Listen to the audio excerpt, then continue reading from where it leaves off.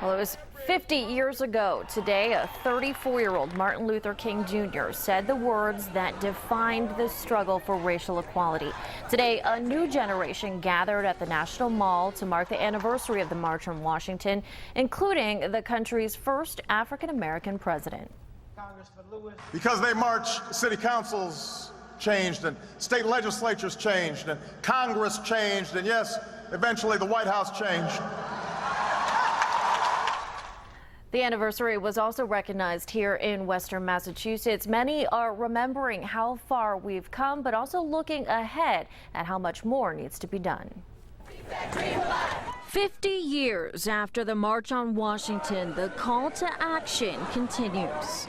Well, compared to 50 years ago, we've made a lot of progress. We're not there yet, obviously. We have a lot of work to do in the community. In 1963, those who marched for racial equality faced the fear of violence. Civil rights leader Medgar Evers had been assassinated just weeks before, and the Birmingham church bombing killed 4 young girls just weeks later.